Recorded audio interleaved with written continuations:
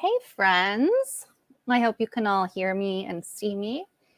I apologize that it's been a while since you've seen my face, or maybe that's a good thing.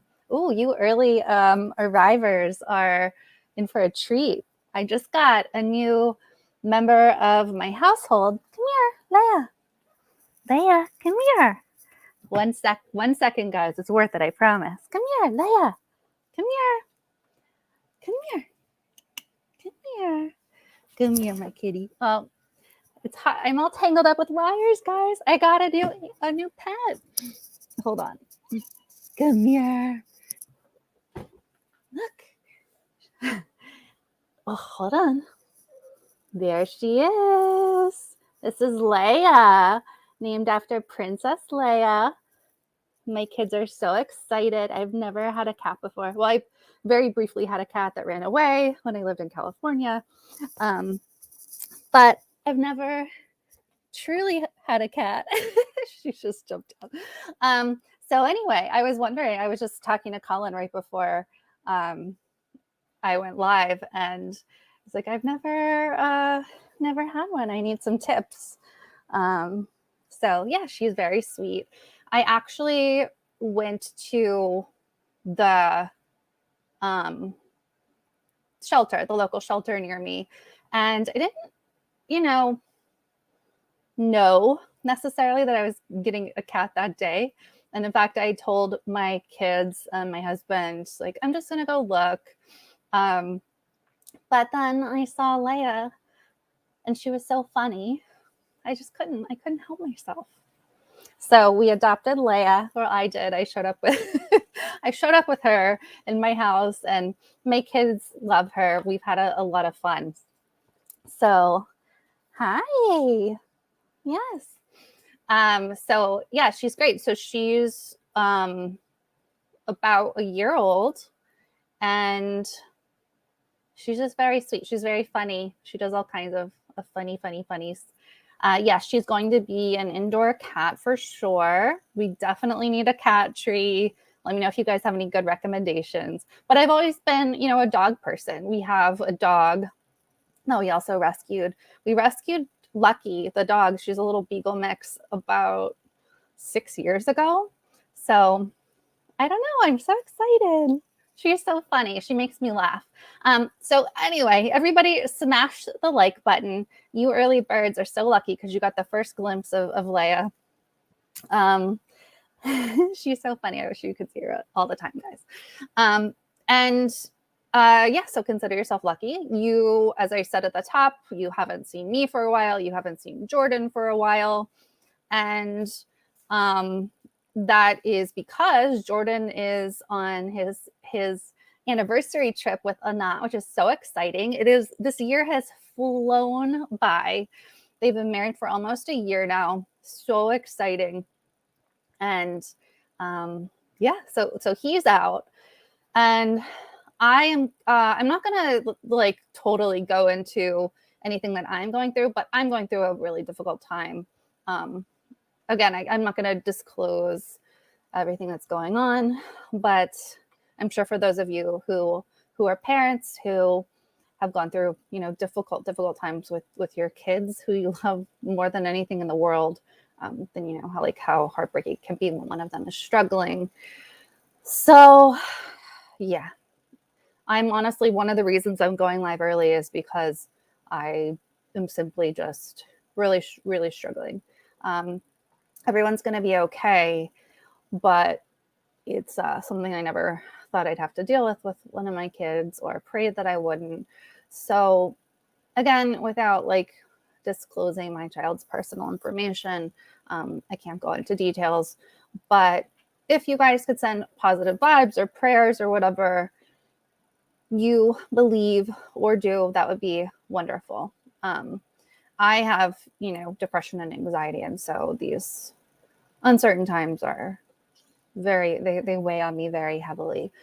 But I've been reporting for kind of in the background, working on a story in the background. We've been doing a lot of logistical business stuff in the background. I'm so grateful to Colin for going live for us yesterday. He did a great job. Everyone really, really loved that. Check out his live stream from yesterday if you haven't already. And we have additional clips that we'll be posting. And so much exciting stuff is happening with Status Coup. And one of those things, which we'll show you later, is we have our membership drive going on right now. So our goal is to get to 2,000 members by the end of October. So we're on our way. But one of the issues that we've had is that our membership software, it's having some difficulty kind of handling our volume that we have of members, etc. And we really have been meaning to kind of upgrade things for a while and do a better job, let's say, of posting more content in an easier way to access. So I'm so happy to announce, and it's not totally done and ready right now, but I'm happy to announce that we are going to have, and we do currently have now, thanks to Colin for getting it started, a separate membership site. It's called StatusCoupMember.com. And if you check out StatusCoupMember.com, we will be posting all of the behind the scenes content there. And it comes with so many more features than just the regular member page on our site. It'll be easier for you to navigate. It'll be easier for everything. Yeah, there you go. So Colin's popped up. The incredible work he's done on it so far. I'm so excited. And you can join for as low as $5 a month. And of course, there are the other options as well. So it is ready for you to join there today, like right now. You could be the first one to join on this new site, which we're going to grow and fill with incredible member benefits and things like that. And it's just going to be so much easier and better for everyone to navigate. I'm so excited. And now, one of the things is that our current membership site, you guys will probably recall this if you've been OG Status Coup viewers, but we had someone literally hack our other site to mess with it. And it disconnected what are called webhooks, which essentially like allowed our website to talk to payment processors.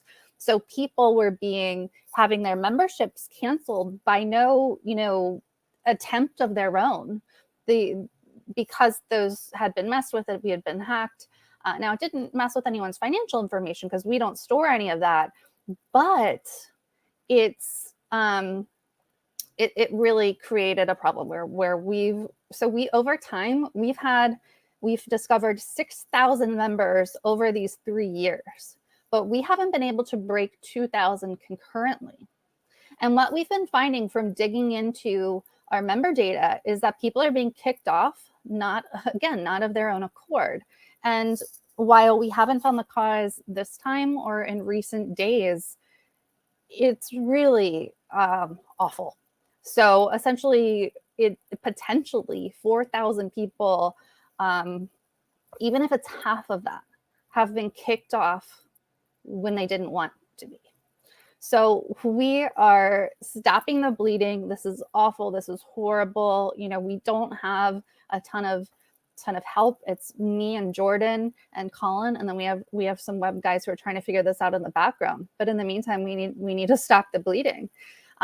It is a real gut punch to know that we've had 6,000 members over time, and that people have been kicked off when they didn't want to be, because we really rely on memberships. All that is to say that this new site should fix it all. So, and I hope this isn't confusing for people, but if you are a member on the other site, it would be incredible if you could switch your membership, if you could go to StatusCoupMember.com and subscribe there instead. So it's going to hurt to see even more memberships going away on the old site, but it's simply what we're going to have to do to kind of get everyone over and make sure that things are secure. Again, this has nothing to do with your payment info. secure as in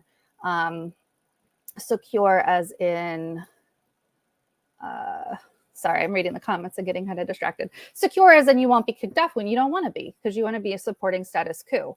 So Rachel Johnson says, I can't log into this site, says my email can't be found. So if you are a current member, you're not yet over to the new site. So you need to sign in again. Or excuse me, sign up again on the new site. It is a completely new system. We're using Wild Apricot, which is a member service, membership site service. So if you can please sign up at StatusCoupMember.com, then that would be amazing. It's going to be so much more professional, so much better, just better all around.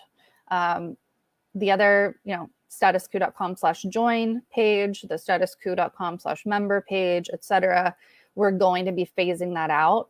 As long as there are members, we will always post member content there, but we will be trying to actively get people to kind of switch over.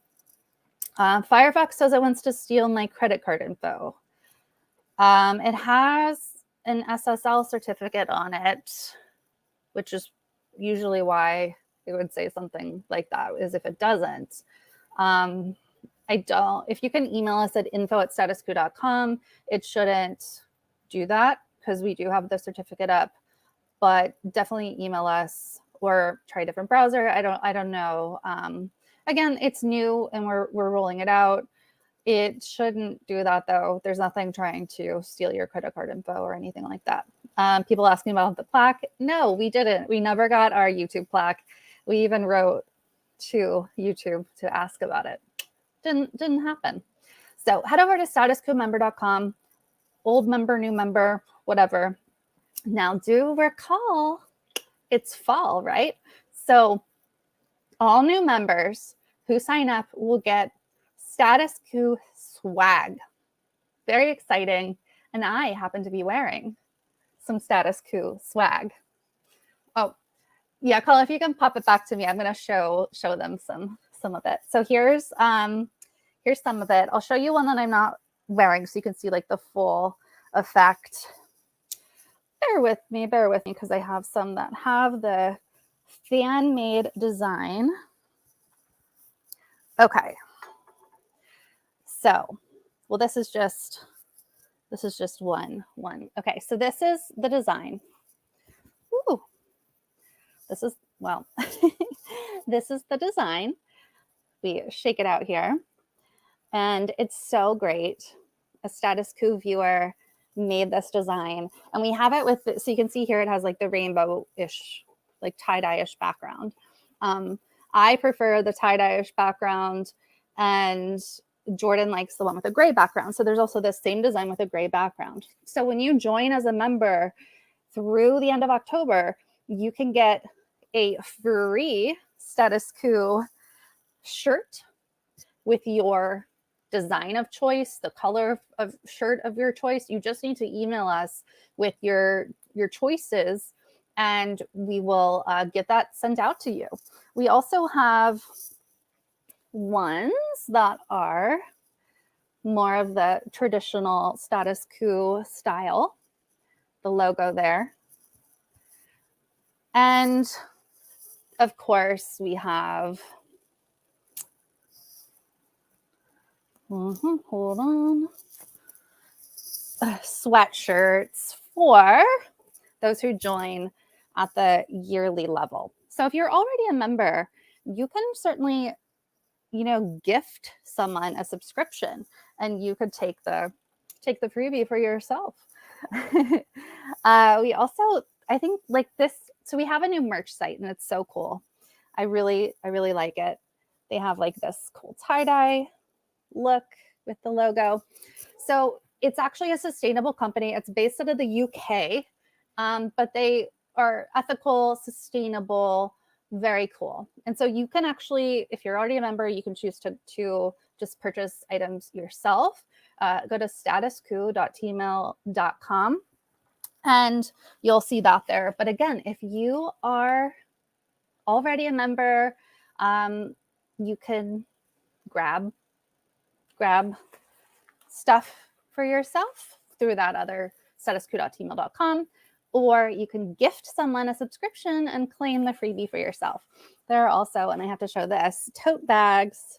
So cool, with the regular logo or that. Now that I feel like I'm on QVC, we're going to get to the rest of the show. Please, please smash the like button, share this stream. We have some really important content to talk about today. There are some incredibly important protests going on, some important actions going on across the country. And as we do, we're going to highlight those. Now, I'm pretty sad that I didn't get to attend, particularly there's a protest for Line 3 going all week and for climate action to push Joe Biden to take action, to declare a climate emergency. Casper, yes. Okay, so the WW version of StatusCoup gives a Firefox warning, and the regular, so StatusCoup without the WW does not. So, okay, that's the reason, is because we have the SSL certificate on the one without www and not the other. So we'll have to pop one up for that as well. Anyway, it's all good. It's all secure. So no worries. Go to StatusCoupMember.com and that should work out for you. In any case, that's going on in DC all week. And yesterday, hundreds of Indigenous protesters joined, including over 100 from Minnesota, to protest, to deliver to the Army Corps of Engineers these protests. And so I'll go in depth about that. There's another protest going on at Howard University in DC, which is incredibly important. It's a historically Black university. And students are right now, as we speak, occupying a certain area of campus with a list of demands. And it's quite scary, what the powers that be are willing to do to kind of suppress these students, including reports, this is not yet verified, but including reports of students getting expelled for participating in this protest. We're also going to talk about Loudoun County. We're going to talk about the supposed Southwest pilot strikes. We're going to talk about the right wing a bit and how misinformation gets spread. We're going to talk about Boogaloo boys. We're going to talk about so many topics. So let's buckle up and get started. Now, I want to start out here with the Boogaloo boy piece, and then we'll get into the Indigenous protest and the Howard protest. Colin, if you can pop up the Atlanta Black Star article. But first, I want to kind of give some background here. So Boogaloo boys are a fairly new group, in the scheme of things, not many years old, but a fairly recent development. And Boogaloo boys have, my cat's on the picture, yay. Now, Leia, you have to be very serious because we're talking about a very serious topic. Boogaloo boys have the stated goal of inciting a race war, and they want to accelerate, a civil war in this country. That is the bottom line of kind of what they believe and what their stated goals are. Now, every group is its own thing, right? It has individuals in each group. And individuals can have differences of opinion and different strategies. We all know that, for anyone who's been involved in organizing, for anyone who's been involved in these groups. So that is something to keep in mind. However, the recent movement by some on the left to kind of embrace Boogaloo boys, because purportedly, in some cases, they support Black Lives Matter, or they support Medicare for all. At least that's what some of them say. Do I believe that? Not for a second. No, Boogaloo boys do not care about Black lives. Boogaloo boys do not hope that everybody gets health care. They don't. They are not even hiding the fact that they want to infiltrate leftist spaces to achieve their disgusting goals. It's really disturbing to me how easy it's been for Boogaloo Boys to infiltrate leftist spaces and to be taken seriously. They should not be taken seriously. I firmly believe that it's a problem that's going to increase if people embrace these Boogaloo Boys. And the very same people who would kind of yell at folks like me for saying, don't work with Boogaloo Boys. Those people saying like, oh, well, it's the working class. We need to work together. It's class issues. It's this, it's that. Yeah, no, we don't need to work with fascists to accomplish our goals. And I've said this vocally on Twitter, for example. Do I at all believe, once again, that Boogaloo Boys have any of our best interests at heart? No, I do not. I firmly believe in, it's become a trope now, but punching Nazis versus embracing Nazis. Now, this is not to say, I have people that I love who are Trump supporters, who are MAGA, who are right wing. I am not in any way saying that the working class shouldn't come together against the elite. I'm not saying that at all. I'm not saying that people can't be swayed or can't be changed. What I'm saying is that it is not being a good ally to Black people, to people of color, to embrace Boogaloo Boys, who, again, want to incite a civil war and accelerate a civil war. And that it is so easy for them, for Boogaloo Boys, to say, oh, we totally support Medicare for all. Sure. We love Black Lives Matter. Yep. No, they don't. They're lying. And if they do not, if they actually do support Medicare for all, if they do support Black lives, then they can simply not be a Boogaloo Boy. They can simply not join a racist, fascist group, right? Not hard to not be a Boogaloo Boy. I see some in the comments saying interviewing is not the same as embracing. So I've interviewed Proud Boys. You guys know I went undercover and interviewed Proud Boys. I would absolutely interview Boogaloo Boys. I would not post or say or report the things that are kind of being done in the left spaces where people are saying, they're my friends and they believe in us and people are organizing with them and those with large platforms are encouraging others to organize with them. No, we don't embrace fascists. We don't. They can choose to not be a Boogaloo Boy. No one is making them be a Boogaloo Boy. I don't want to rant about this forever, but let me show you just one case of what happens when Boogaloo Boys and the like are allowed to infiltrate leftist spaces. Colin, if you can pop up that article.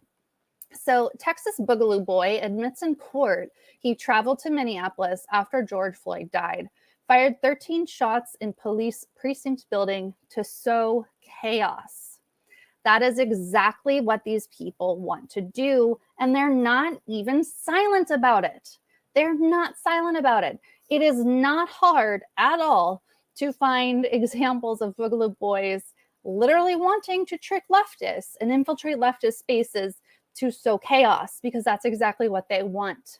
That is their stated goal. It's that simple. So this came out on October 11th. And again, this is just one case of several. A Texas man pleaded guilty on September 30th to a federal riot charge and admitted he traveled to Minneapolis after George Floyd died to sow mayhem. Ivan Harrison Hunter, 24, admitted he traveled from the San Antonio area to Minneapolis after Floyd's death and fired 13 shots from an AK-47 style semi-automatic rifle into the Minneapolis Police Department's 3rd Precinct building on May 8th, 2020. Protesters gathered outside of the building in the days after Floyd's May 25th death. On the night of May 28th, protesters threw rocks at the windows of the precinct, and it was set ablaze. Footage taken that night shows Hunter in a skull mask give someone a high five after firing the shots and yell, "Justice for Floyd." Looters were thought to be inside the building at the time. No one was injured by gunfire, according to a release from the Department of Justice. Ivan is a self-proclaimed member of the Boogaloo Boys, a far-right anti-government extremist group. Members of the movement appeared at Black Lives Matter protests across the country in 2020, carrying weapons and wearing Hawaiian shirts and tactical gear. Boogalooers believe a second civil war, known as the Boogaloo, is imminent and will result in the overthrow of what they believe to be a corrupt political system. The Boogaloo Boys are known to exploit tensions and sow chaos in pursuit of further violence. The term Boogaloo has, in some cases, been used as an outright call for a race war, according to the Southern Poverty Law Center. Federal agents identified Hunter as the shooter after spotting him wearing the same skull mask in a Facebook photo. After the protests, Hunter bragged on social media about his actions, saying he'd helped the community burn down that police station in Minneapolis. Hunter was the third Boogaloo boy to be charged in connection with the Minneapolis protests. He communicated with other members of the group via Facebook after Floyd's death, writing that he was going to Minneapolis and was 72 hours out after a Minnesota-based member posted that he needed a head count. An informant also told the Federal Bureau of Investigation that Hunter had admitted to shooting at the building and helping to set it on fire. He was charged with participating in the riot in October 2020 and faces a maximum of 5 years in prison. So, guys, I don't want anyone coming in my Twitter when I share stuff like this and saying, "Oh, but I saw one at a Black Lives Matter protest." Yeah, I'm sure you did, because they want to sow chaos and get leftists on their side. The right wing, this is not new.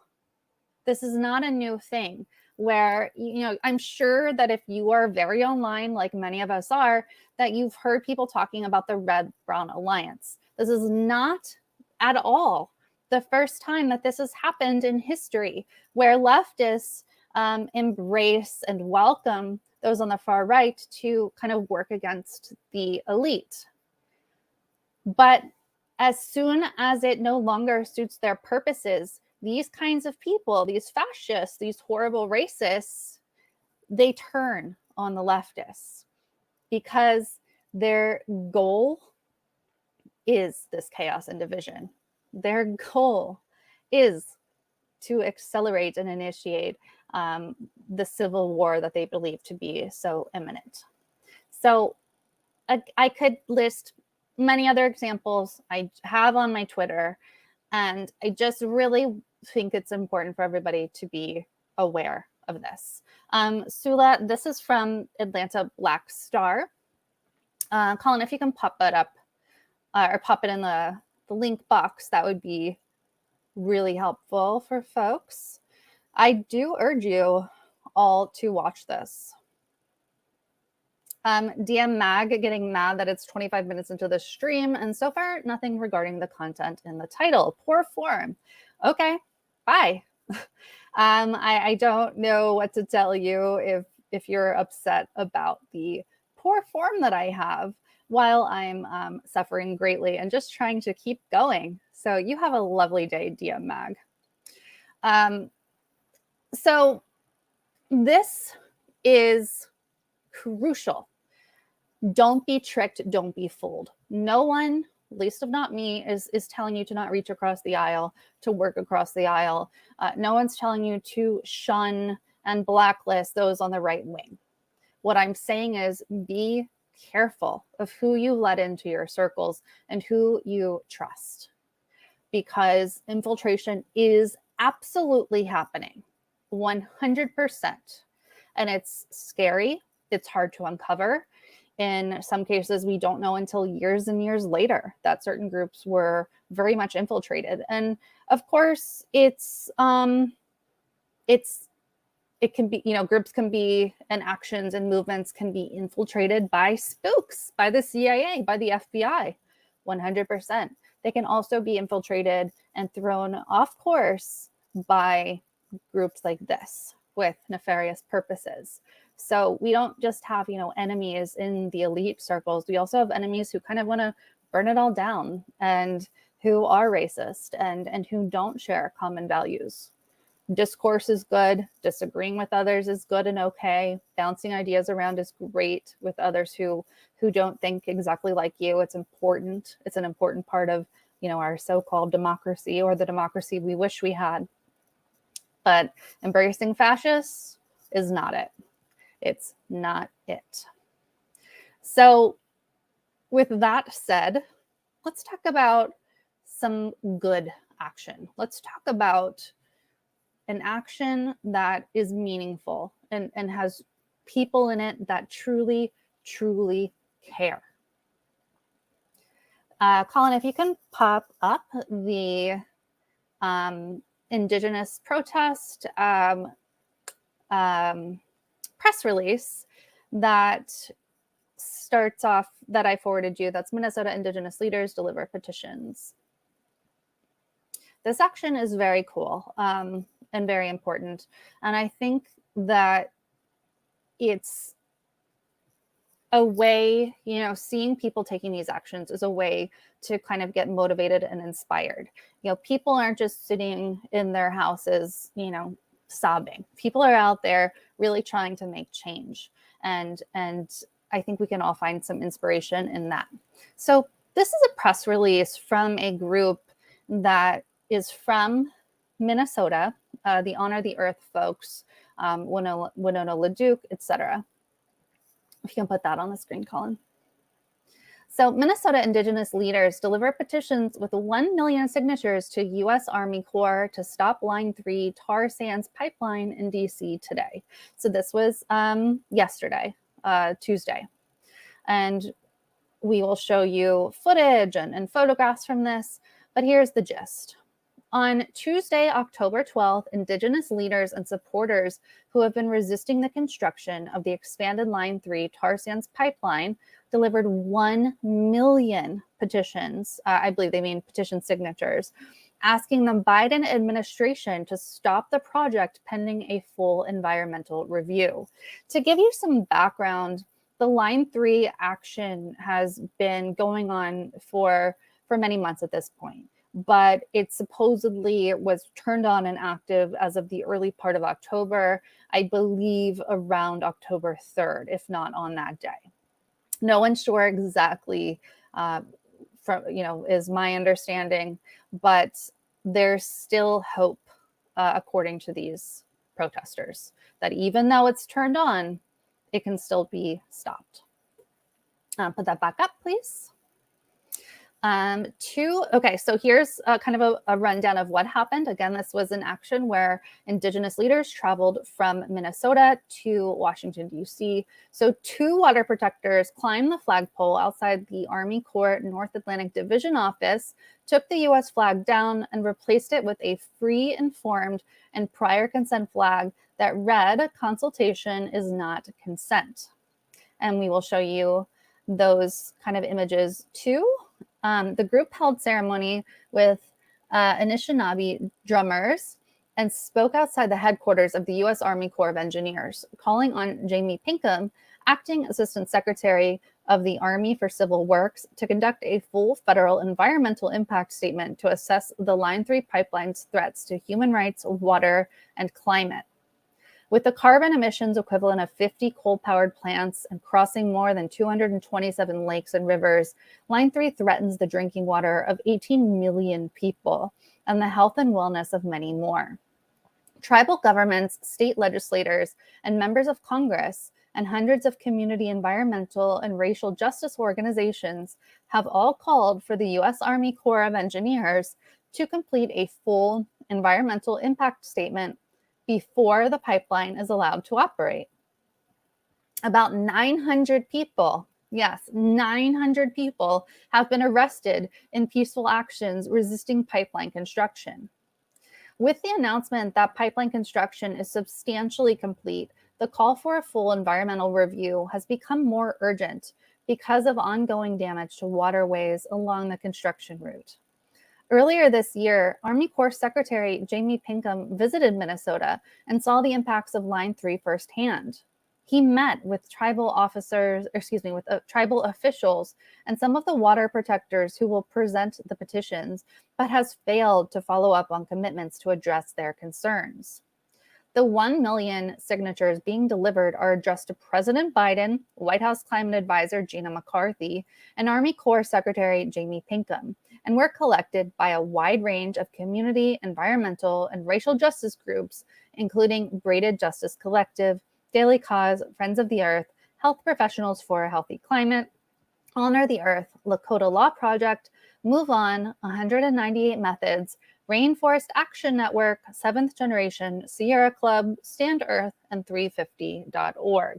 So 900 people arrested resisting this. Now, that's not the number from yesterday by any means, just so people are clear. That's, across time. But this action that they did in traveling to Washington, D.C.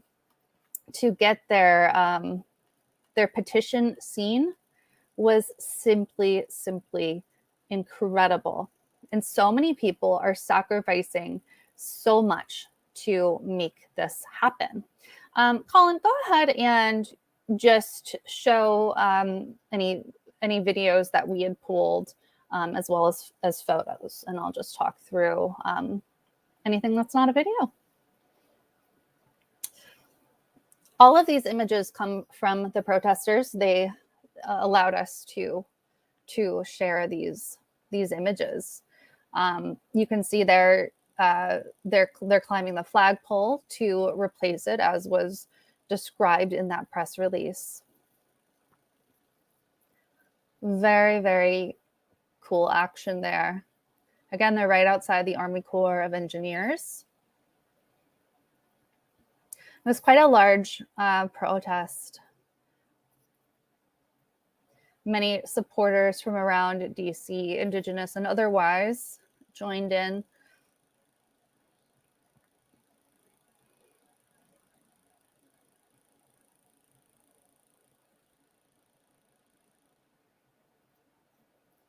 And again, people from Minnesota aren't coming all the way to DC for their own benefit.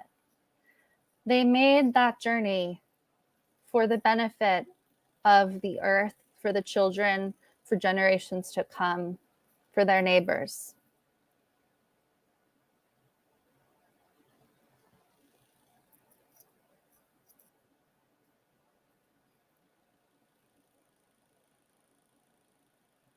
And it was very well attended. You can see there are the petitions where they had over 1 million signatures, which is incredible, which is stunning, that were delivered. Now, reportedly, Army Corps of Engineers folk did come down to get those petitions. I've not heard anything, whether any statement has been made from the Army Corps of Engineers, nothing like that.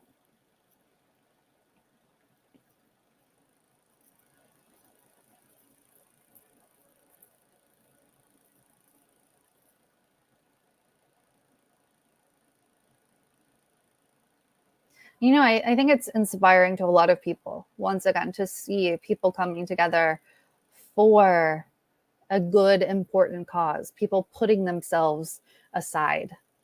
Colin, if you can put up the People versus Fossil Fuels page, and we'll take a look at the wider events happening this whole week. So we'll go back to this specific protests that happened yesterday in a minute, but I want to show you that this is part of something larger. People versus fossil fuels. So Biden's test, the fossil fuel resistance, comes to Washington, D.C., October 11th through the 15th. So This, again, is all week. It started Monday, and it is ongoing. There are actions happening right now and all the way through the 15th. So if we, let's see, scrolling to see there. The page has changed a bit since I last saw it. Colin, go to the demands, please. The demands page at the top there. So these are the demands that this group has, including these Indigenous folks who joined up and all of the groups that I listed from that press release. So here's what they want. President Biden's executive authority to stop fossil fuels. Demand number 1, President Biden must stop approving fossil fuel projects and speed the end of the fossil fuel era. And he can direct agencies in his administration to use authority under existing laws to reject fossil fuel projects. This includes stopping all fossil fuel infrastructure project approvals. And they're saying, Biden can apply the same logic he used to cancel Keystone XL. Absolutely. Following through on his promise to ban federal fossil fuel leasing and drilling, and stopping fossil fuel exports. And this page has a bunch of links that you can follow and more information through all of these demands. Demand number 2, President Biden must declare a national climate emergency and launch a just renewable energy revolution. And he can do this by signing an executive order declaring a climate emergency under the National Emergencies Act, which unlocks unique statutory powers. So these unlocked authorities will allow him to immediately reinstate the crude oil export ban, direct the Secretary of Defense to redirect a portion of military spending to carry out a rapid construction program of renewable energy projects to meet the nation's power needs, and invoke the Defense Production Act to provide critical loan guarantees and ensure a comprehensive build-out of just renewable energy development that creates millions of good union jobs. So again, you guys can read the rest of that page on your own. I just wanted to give you an idea of exactly what these folks want across the board for this all week long protest. Now, going back to yesterday's protest specifically, here is one of those involved in the Stop Line 3 protest and organization. And again, this is just very inspirational. Colin, if you can pop up the bringmethenews.com article and diver who helped after I-35W bridge collapse. That one, please. And this is just a gentleman who is using his power as an individual to try to help, to try to stop Line 3. This is back in August, but again, this is one of the kind of references that folks are making to show how people are being selfless because they want to protect our water and protect each other. So a Navy diver who helped recover victims of the Interstate 35 West bridge collapse in Minneapolis 14 years ago has returned the honors he received in protest of Enbridge's Line 3 pipeline.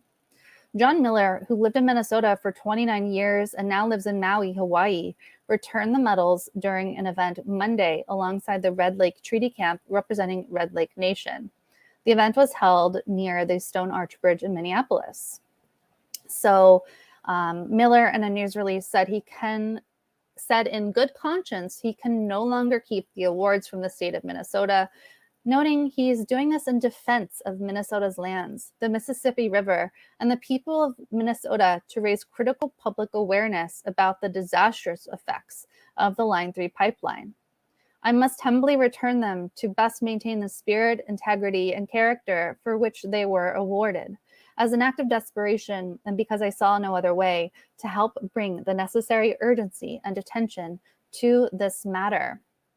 In addition to Miller's action, her name is escaping me right now, but a lovely Indigenous young woman, rejected a 30 under 30 award that was it seemed like it was kind of seeking to bypass it. So she rejected the award to fight for Line 3. So people are being incredibly selfless. Colin, if you can show any video footage we have to give people more context of yesterday's Line 3 protest in Washington, D.C.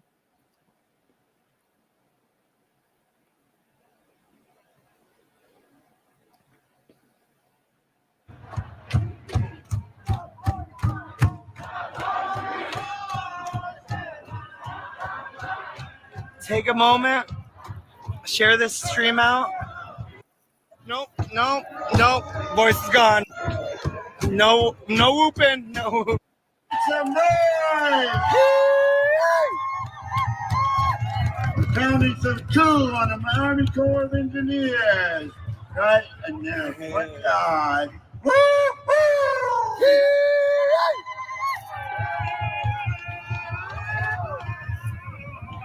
Okay, everyone, sing along.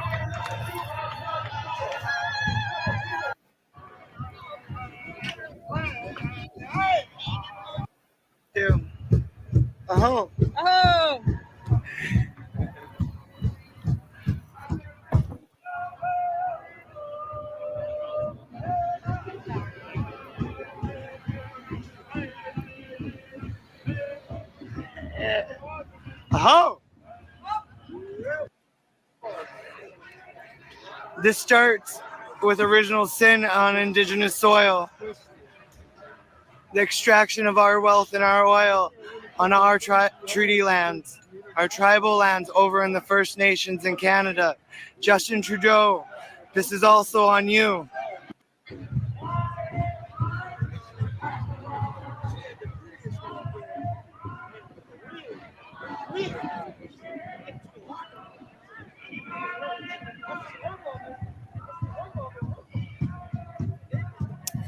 There you go, folks. That was from Winona LeDuc's Facebook page.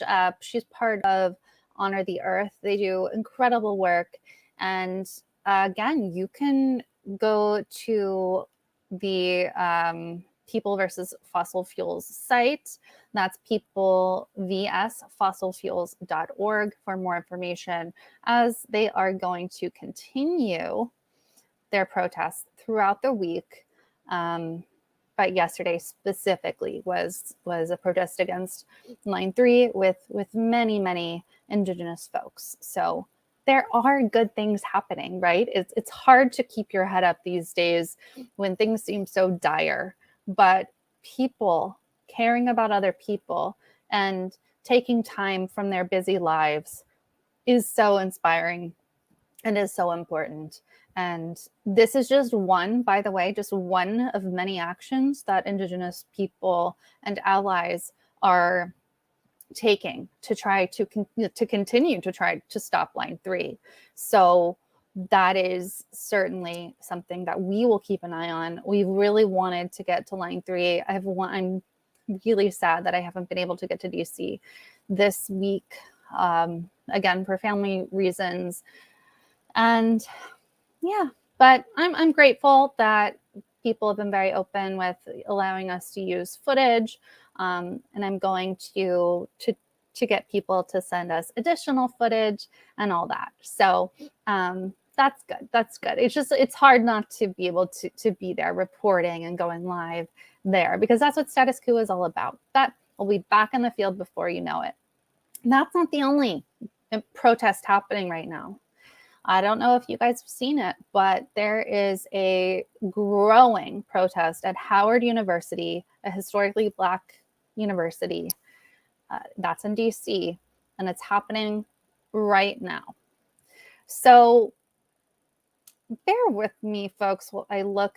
Poor Colin, I sent him an enormous amount of links today. Kind of out of order and really scrambled. So poor Colin. Everyone give some major kudos to Colin. Colin, if you can pull up the Spotlight Network, the @HU Spotlight News tweet, that would be fantastic, and show people what's going on at Howard University and why.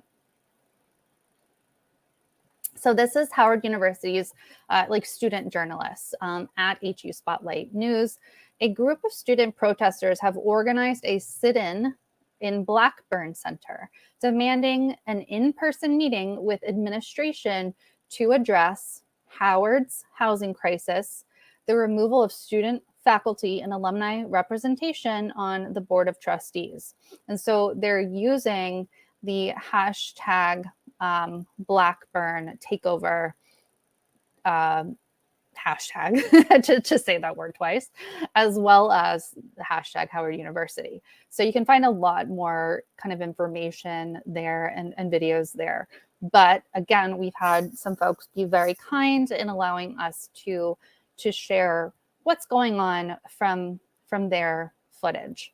So next, let's show the WUSA 9 piece to give some more context as well for people so they know what's happening. So this is a local news station. Howard University students staged sit-in over board representation and housing issues. So there was a similar sit-in at Howard University that lasted 9 days in 2018. And there are alumni who are sharing that they had protests for some of these same issues when they were attending. Students at Howard University are staging a sit-in at the Blackburn University Center. Student demonstrators are demanding representation on the university's Board of Trustees and want something to be done to address housing conditions in student dorms. University students began staging the sit-in protest late Tuesday. The founder of the Live Movement, one of the organizing groups, said the Howard University Student Association held a forum Tuesday, hoping to connect the administration with students so that they could address concerns. But she said none of those leaders showed up, frustrating students. In one video shared with WUSA 9, the founder of the Live Movement, it might be the Live Movement, I'm not sure, unfortunately, and senior at Howard, Anaya Vines, can be seen standing on a roof addressing other people below. "We're not here just to go to class," Vines said. "We are here to be leaders. We are here to be advocates. We are here to be change makers." Again, these are the demands. In-person town hall with President Frederick and the administration scheduled before the end of October. Reinstate all affiliate trustee positions, students, faculty, and alumni on the Board of Trustees with voting power. The president and chairman of the board propose a meeting with student leadership outlining their housing plan to protect the incoming classes of Howard's immediate future. This is really just making sure that we are united. We're united as Bison, but also as HBCU students. The organizer told WUSA 9 over a Zoom call. Now, one of the things is that they're not allowing police or campus police are not allowing any reporters or anybody in now. So if you're not already in, you can't get in. So reporters are having to interview people via Zoom and other methods. One of the reasons students are reportedly staging the sit-in is because of living conditions in student housing. Students have been facing a lot of issues on campus, everything from housing to tuition increases to safety issues on campus, and we feel as though the administration is not listening to us. Senior Erica England with the HU Young Democratic Socialists of America said, last month, a video showing conditions inside one of Howard University's dorm rooms went viral on Twitter. In the video, you can see what looks like a puddle of water in what they say is the kitchen of the dorm room. And Howard University sophomore published that video. Forgive me if I mispronounce, but Tandaway Abdullah posted the video. And then it goes on to talk about student representation having been removed as part of negotiations, as part of the board. So a few months ago, board chair Dr. Lawrence Morse said they would be phasing out the affiliate trustee position. So this has made students, rightfully so, in my opinion, very upset, because they're removing the right for these alumni, for those actual students, to be on the board and address concerns and kind of bring those concerns to the table. Colin, if you can pop up the MailChimp Howard Alumni United piece. This will give some more context as well. This was part of the Howard Alumni United mailing list group. So this is one of the emails that they had sent out. Update on efforts to restore affiliate trustee seats shared at September 23rd general meeting. Again, this is in the past. This is just for context. The Howard Alumni United Steering Committee thanks those of you who participated in our general meeting. They're talking about they had some kind of glitch. Every member of Howard Alumni United is a dedicated volunteer who has spent countless hours working to reverse the Howard Board of Trustees' ill-advised decision to abolish the affiliate trustee seats and restore meaningful shared governance at Howard University. And this also has a timeline. You can see that blue graphic there to the left. It has a timeline of what has occurred. So they have a petition, and they share that here. If you haven't already, please sign our petition and share the link with others by email, social media, etc. And they have a video as well that kind of explains more. Colin, I actually haven't watched this video. Can you pop it up, or if it's not too difficult, and see if it's a little short thing that we could share?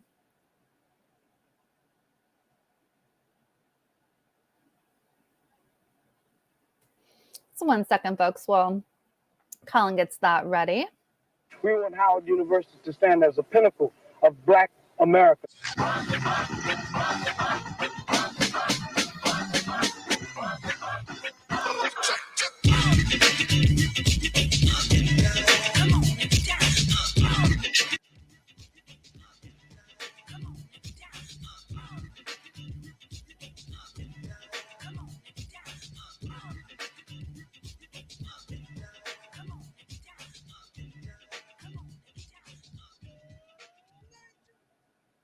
So that's just a little clip. Again, I hadn't watched that before, but it gives, I guess some pumped up energy to what they're doing.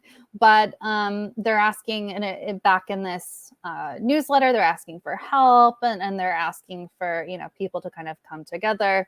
So their Twitter account is at HAU_2021. The Instagram is at Howard Alumni United. They also have a website. So again, this is about kind of returning some power to actual alumni, to those who know Howard best. And additionally, this is supported again by current students, because there are situations like students being told right before school starts, like the week before school starts, that, oh, remember that time we told you had housing? You actually don't.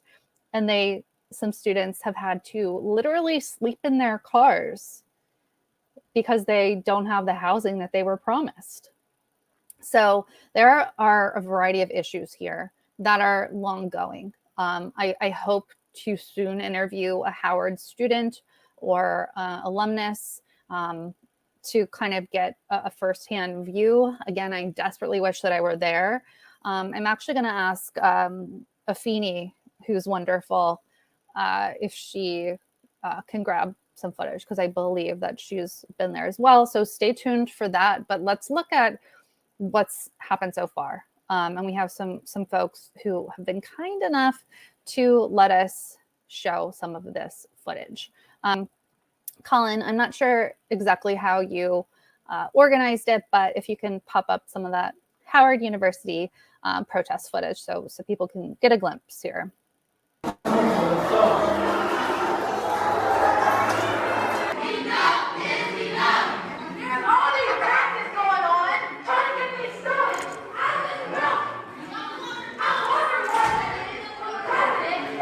Actually, pause it real quick, Colin. So I just want to note, I had Colin blur the videos so that we don't show faces. And I'll tell you why after we watch this. But it is purposeful that this is blurry, just so you guys know.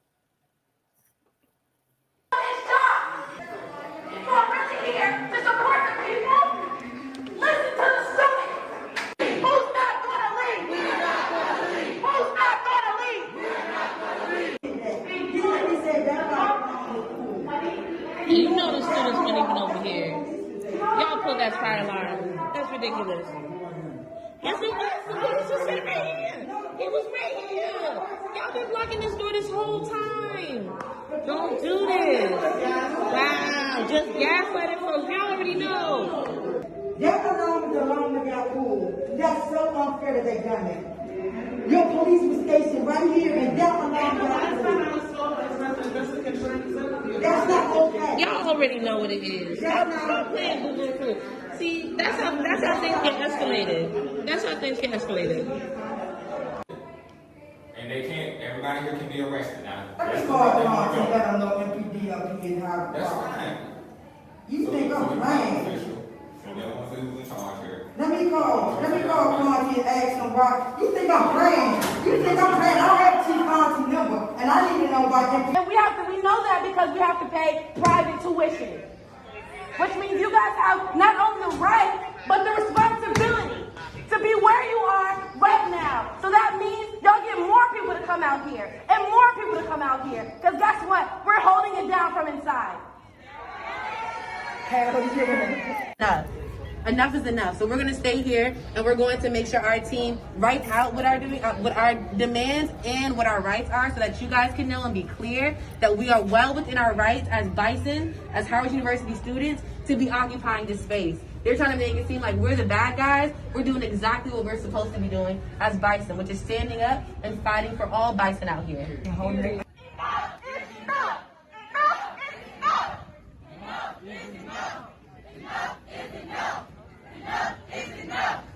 We are not here just to go to class. We are here to be leaders. We are here to be advocates. We are here to be change makers.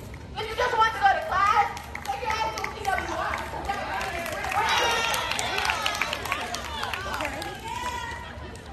So what we have to do here is going to represent and influence HBCUs across the nation. Because there are so many demands and so many problems that HBCUs face, but they're not even looked at as legitimate. Everyone's trying to compare Howard to Harvard. Nobody want to go to Harvard, no way. Please. So with that being said, yes, we are going to be inside of Blackburn, TBD, until our demands are met. You guys can come inside to see our demands. We're going to be having activities. We're going to be having Know Your Rights training. We're going to make sure we keep us safe. Because who keeps us safe? Who keeps us safe? Who keeps us safe? Who keeps us safe? Who shut shit down? Who shut shit down? Who shut shit down? Wow. Just incredible action there that was organized so quickly. Again, no one showed up to speak with these students, to hear their demands. And so this is the result. The action, the occupation of that building. And they say that they are not leaving until their demands are met, until they get some response. So I want to address why that was blurred. And kudos to Harriet's Dreams. Follow them on Twitter at Harriet's Dreams, and Chuck Modi, who's a journalist in DC. He's, you know, we often say Status Coup is generally, you know, the only media at a lot of these events, but Chuck Modi is also often there at these events where, you know, sometimes we might be the only two. So follow Chuck and follow Harriet's Dreams, which is where all of that footage came from. They were kind enough. I explained that, you know, I wasn't able to be there, and we wanted to report and share what's happening. So incredible kudos to them for that footage. Harriet's Dreams, by the way, does a lot of hard work in DC. They need funding, they need help. This group needs some items sent to them. Reportedly, they're, you know, campus police, et cetera, not allowing food to get in. I believe they were able to get some in at some point yesterday. I haven't heard about today, but they do have a list of things that they would like sent or brought. So you can find more info at Harriet's Dreams on Twitter. And again, please follow Chuck at Chuck Modi 1 and at Harriet's Dreams. So isn't that incredible? Isn't that, you know, what it's all about? It's not okay for these elites, the people who run things, the powers that be, to ignore the needs of students, to ignore the fact that certain spaces in Howard are not safe, that the students don't feel safe, and that they're no longer giving a voice on the board to those who know Howard University best. And wouldn't it just be crazy if Howard just happened to get a millions of dollars worth gift through the midst of this that could be used to meet some of these demands and improve conditions that some alumni have been saying have been present for many, many years? Hold on one second, guys.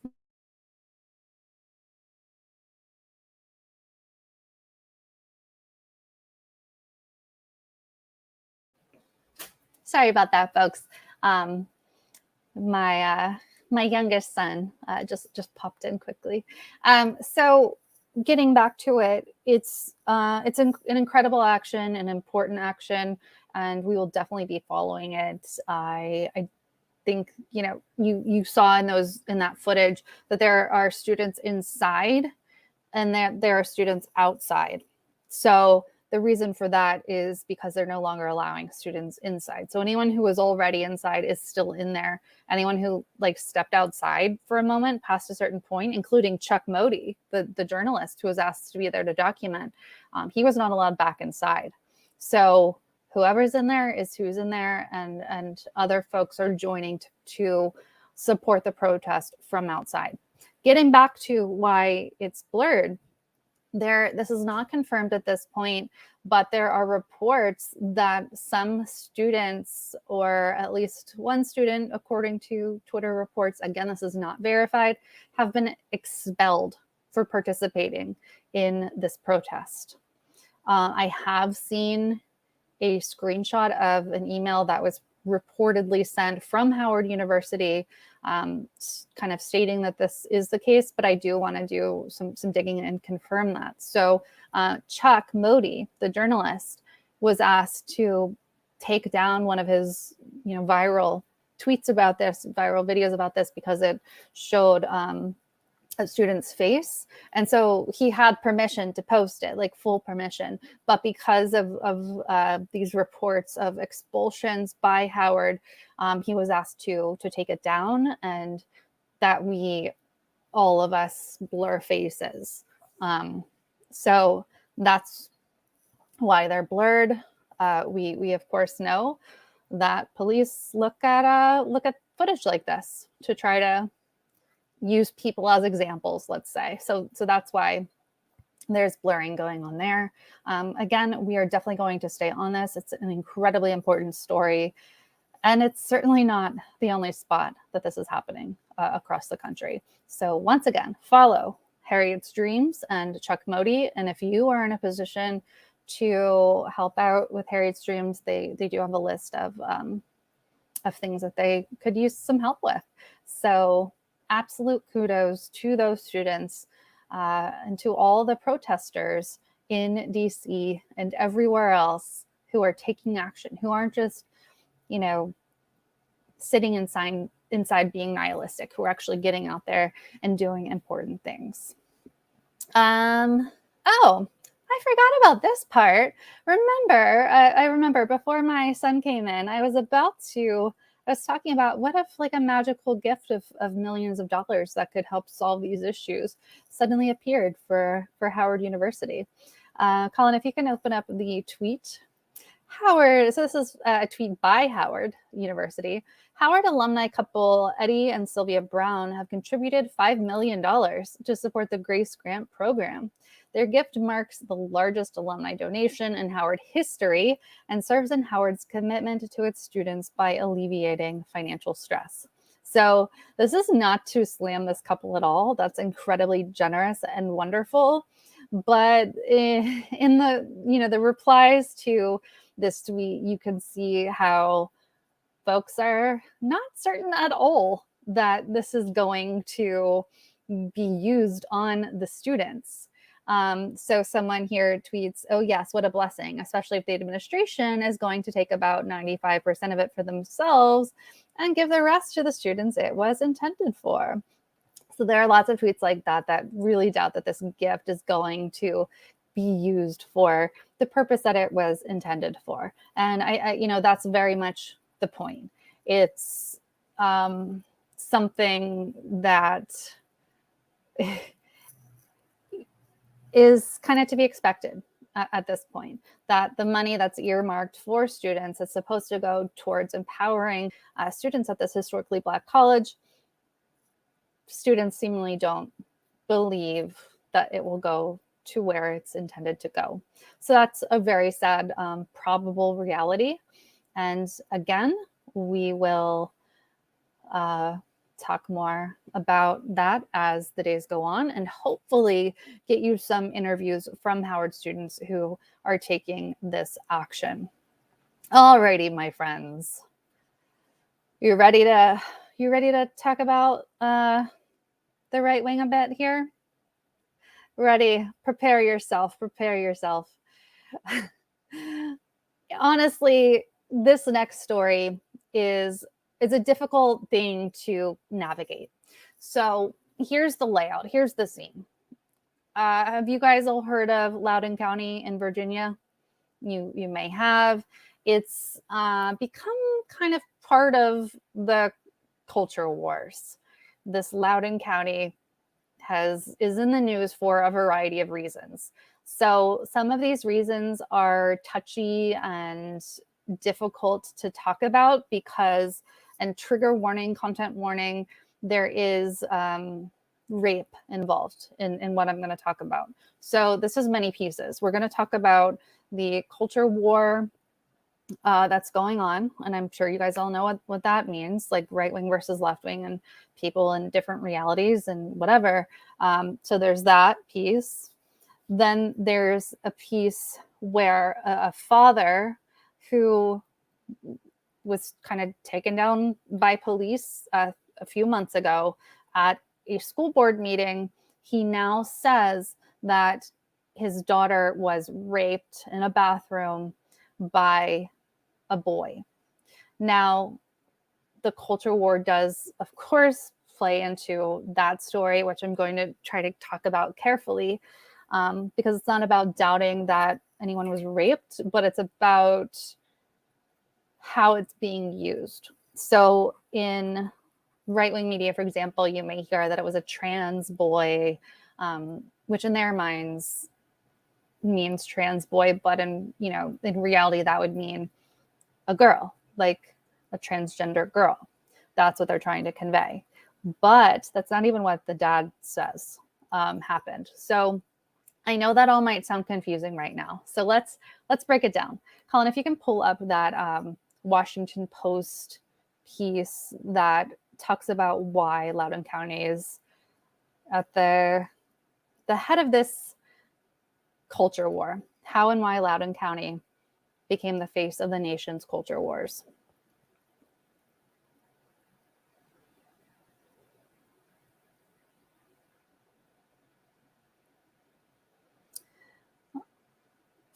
So this is out of, Washington Post. I was making sure we had the right one. And it came out in July. So obviously we're in October. So keep your thoughts of this is the history, and then I'll bring you to where we are now. Angry parents battling over critical race theory at rallies, outside school buildings, and in rival Facebook groups. A teacher suing the school system after he was suspended for refusing to use transgender students' pronouns. A raucous school board meeting that began with dueling protests over transgender rights and culminated in an arrest. And that's the father that I was hinting at. Loudoun County, a wealthy and diversifying slice of purple turning blue, suburban Northern Virginia, is fast becoming the face of the nation's culture wars. So Loudoun County is not like a DC beltway-ish place, but it's, it's in Nova, it's in Northern Virginia. So it's close, but it's not, it still has a lot of conservatives, whereas nearer to DC, there's essentially none. So Loudoun County, a wealthy and diversified, I already read that part. Here we go. It's unsettling to say the least, especially because it seems everybody is armed to the teeth these days, and this could spark something. That is Tom Mulrin. It's shameful, said Wendell T. Fisher, who said he was the first Black elected member of the Loudoun County School Board and the only to date. So Loudoun is not the only place where furor over critical race theory is taking off. So if you guys will recall, especially back in July, you heard all of, even if you only saw clips or headlines or whatever, all of the right-wing pundits and commentators talking about critical race theory, demonizing critical race theory, etc. So what critical race theory actually is a decades-old academic framework that holds that racism is woven into the country's past and institutions, to claim that equity-conscious school systems are teaching children to hate one another and white children to hate themselves. So critical race theory is not, the insane like propaganda that right-wingers are making it out to be. And anyone who looks into it can know that. But certain parents, especially conservatives, have taken it as like white children, you should hate yourself, and that it's teaching like these insane takes on race, which is not the case, but that's what people have run with. So politicians throughout the nation are responding. Republican-led legislatures in Idaho, Texas, Tennessee, Arkansas, and Oklahoma have passed bills banning the teaching of certain race-related issues in schools, which is obviously not good. Loudoun school officials have defended the district's equity work and say it is not teaching critical race theory to students. At the same time, lawmakers are pushing a raft of bills meant to restrict the rights of transgender students, the focus of a second ongoing national conflagration. So nowhere in the country have both cultural fights so crystallized as in Loudoun, a county of roughly 420,000 just outside the nation's capital, where the median income was $142,299 in 2019, which is more than twice the national average. The brouhaha, especially the recent arrest at the school board meeting, has left residents of all races, political loyalties, and religious beliefs lamenting the disruption and discourtesy. But no one is surprised. So Loudoun County has a long history of racial hatred. It was a hotbed of Confederate resistance, and its schools and community sites were among the last in the nation to desegregate. It's also a place in transition. The population increased about 150% over the past 20 years. A huge reason for the rise is an influx of families of color. Although Loudoun was 85% white in 2000, it was barely 60% white in 2020. And so, you know, the politics are changing as well.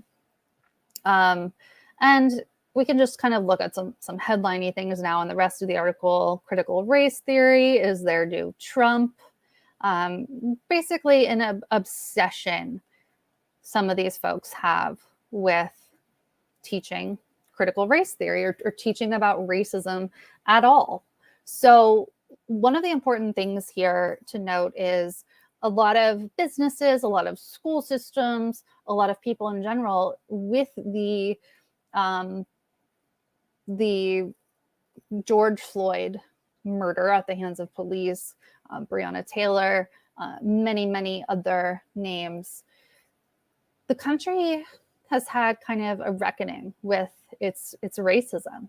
And so that has scared a lot of right-wing people and a lot of racists, sad to say. And that is part of what's happening here. So they're turning critical race theory into this boogeyman, into this monster that it is not. And again, it's become a huge culture war, and that's what's happening in Loudoun County. You also saw in that article them talking about transgender rights, which, you know, again, for conservatives, they fear the, you know, what if my child gets raped by a man who says he's a woman in the bathroom, etc.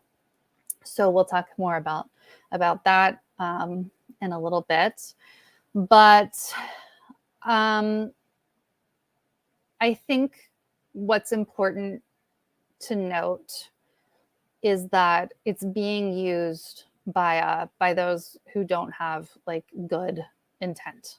All of these things. So wherever you fall on the debate about you know, transgender rights or anything at all really related to this topic, it's being lied about. Critical race theory, transgender rights, lies are insane. And that is very apparent. For example, Colin, if you can pop up the RNC research tweet.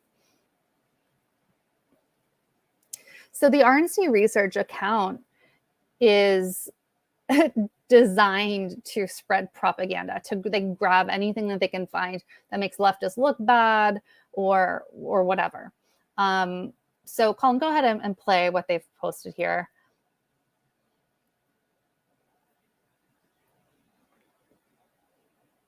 One second, my friends. When I was in China, I spent my entire school years in the Chinese Cultural Revolution. So I'm very, very familiar with the communist tactics of how they divide people, how they cancel the Chinese traditional culture and destroy our heritage. And all this is happening here in America. Now they are labeling parents and concerned citizens like me as domestic terrorists. What that can do? You may lose your freedom. I do have a question. What's the next step? Is the Tiananmen Square crackdown the next? Would parents one day risk their life just to speak up for their children? That's why I'm here. When I was in China, I spent my entire school years in the Chinese Cultural Revolution. So I'm very, very familiar. So that's just to give you some kind of idea. Now, I don't know that woman from a hole in the wall, but you can bet that her head has been filled with a lot of this right-wing propaganda, this misinformation about what's going on here. You've all heard right-wingers say that the communist takeover is here, that Joe Biden is a communist, and that he is turning us into Venezuela is the talking point, etc. And so you heard her talking about communism in China and like equating that to what's going on here. And part of what she's referencing is the fact that this gentleman, this father, was being disruptive in a school board meeting, was reportedly told to get off the premises. and he ended up being arrested. So she's talking about that as like, you're not allowed to speak out, and so on and so on. Colin, do we have a clip of just the school board meeting from July and anywhere? I meant to pull that. I know it is part of the Laura Ingraham thing as well, but if we don't, that's okay. You guys will see this clip of this father and what happens to him at the school board meeting as he talks about what's happening today. So back in July, this guy made headlines because he was arrested at a school board meeting, this father. Well, fast forward to now, and not only is he upset about, the critical race theory stuff, the transgender issues, now this father is saying that he didn't talk about it earlier, but his daughter was raped in a bathroom, was anally raped in a bathroom. And that the school, so this was last May, I believe he says it is. And then he says he wasn't silenced, but he was kind of told to keep it quiet if he wants justice for his child. And so now he's coming out and saying that his daughter was raped. And this is being conflated with, a transgender person raped my daughter in the bathroom, and I'm being silenced about it. So we will sort through all of this. Again, this is a very complicated sort of story, but Colin, go ahead and play the Laura Ingraham clip, please. Scott, first of all, thank you for coming on the show. I know this is an emotionally a grueling time for you and your family. Tell us, if you can, what happened to your daughter and how Loudoun County officials handled it. Hi, and thanks for having us on the show. This has been a crazy 3 months, but basically my daughter was sexually assaulted at the end of school in May of last year, and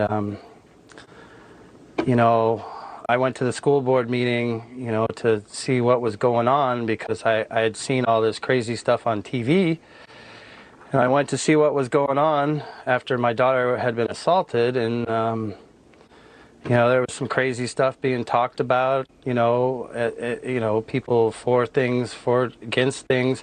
I wasn't there for any, I'm good with gay people, cross-gender people, everybody. Anybody who wants to be a good American, I'm good with. I went there to find out why our children weren't safe. And the next thing I know,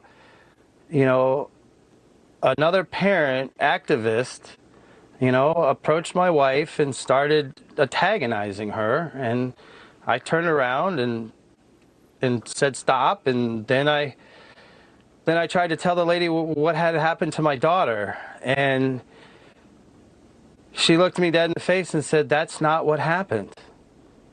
And that just struck me like, how do you know what happened?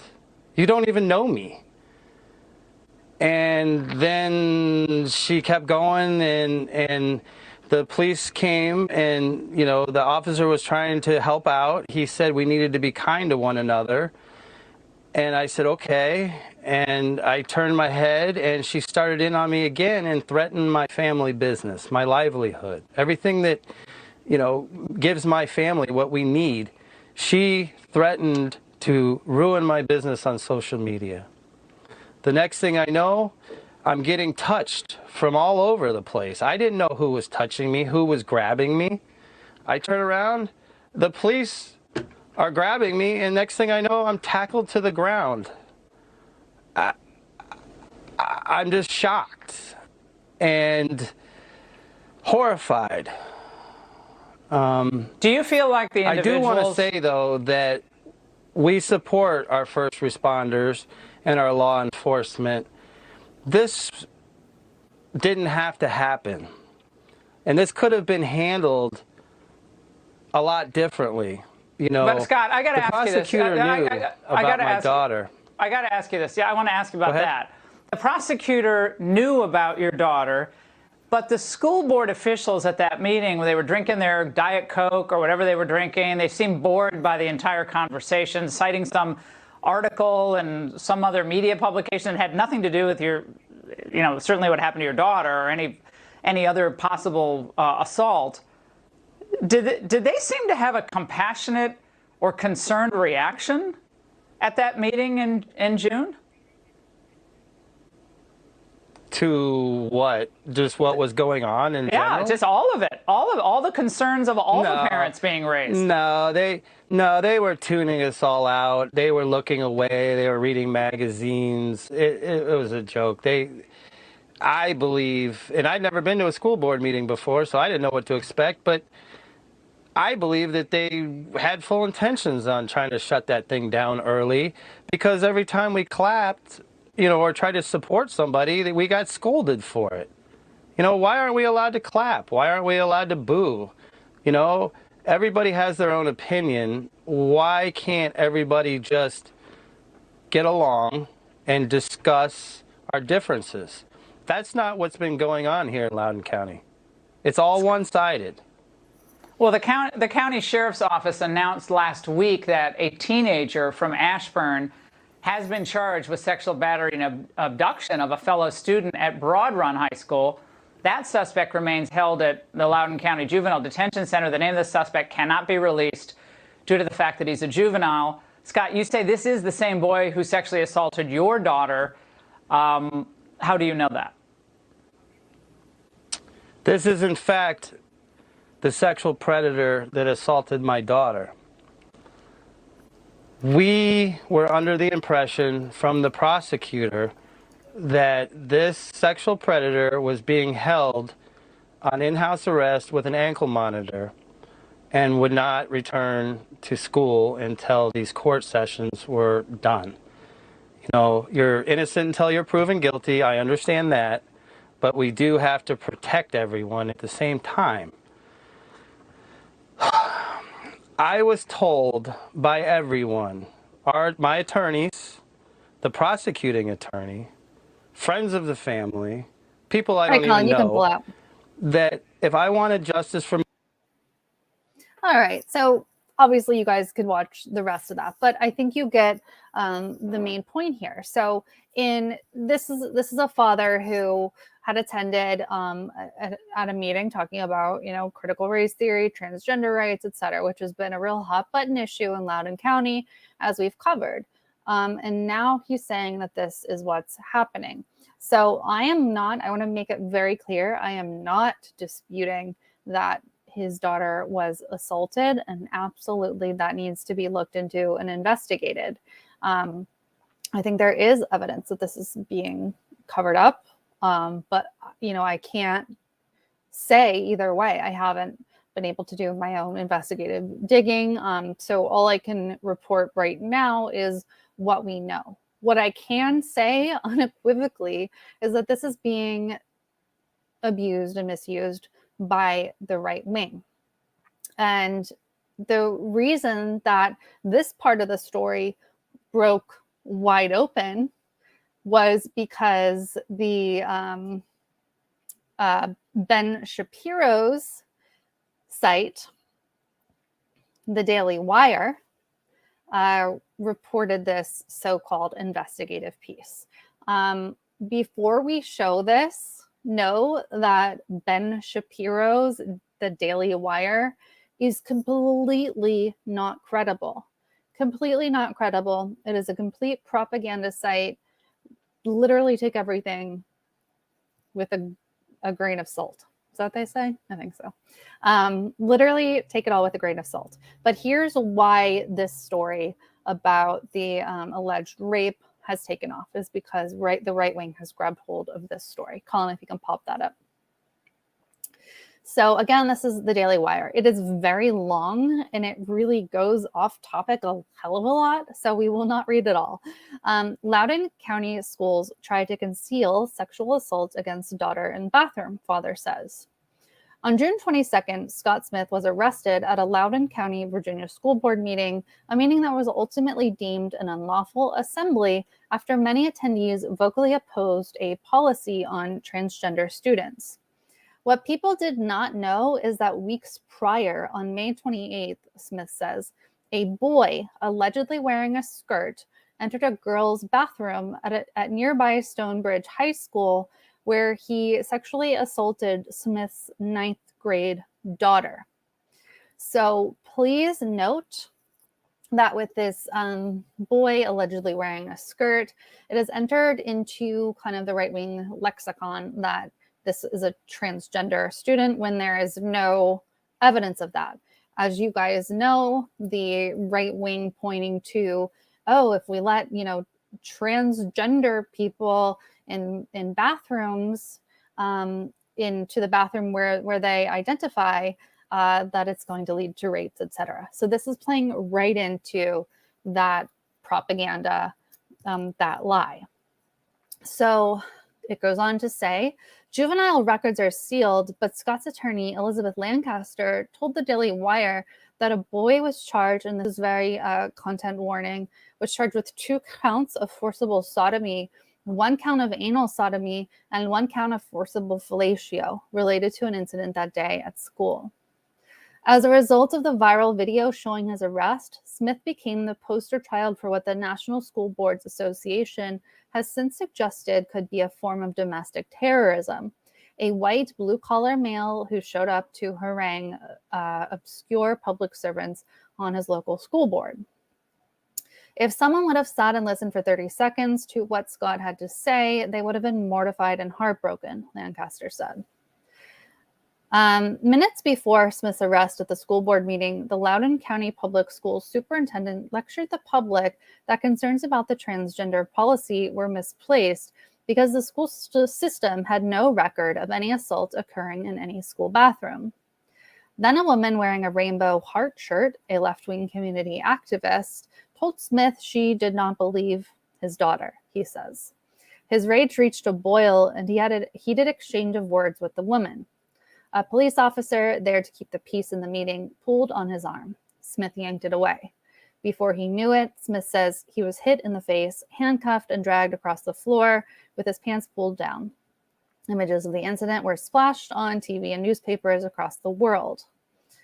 But Buta Bibaraj, the county's progressive top-elected prosecutor who has close ties to the school board's most liberal members, appeared in court to personally prosecute Smith for disorderly conduct and resisting arrest.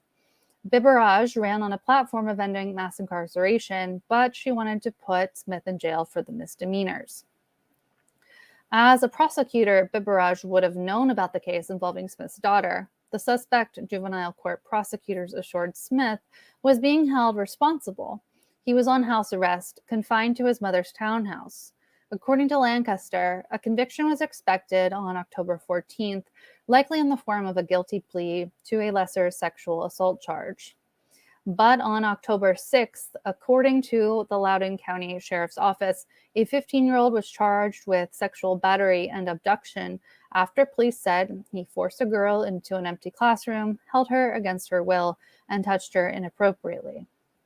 Lancaster says the suspect is the same boy that allegedly attacked Smith's daughter. So it goes on and on and on. You guys are welcome to read it yourself. It is behind, a paywall, but there are a few different important things here. One is that I do believe that women, girls should be believed, given, the benefit of the doubt, for sure. Two is that, of course, even if this were, which there's no evidence that it is, even if this were a transgender person who had committed this alleged assault, that means absolutely nothing. It means nothing more than a single, white guy committing a rape or assault. It doesn't mean, it doesn't, solve this right-wing bathroom incident question, right? Like it doesn't mean that a transgender person shouldn't be using the bathroom where they identify to use. Of course they should.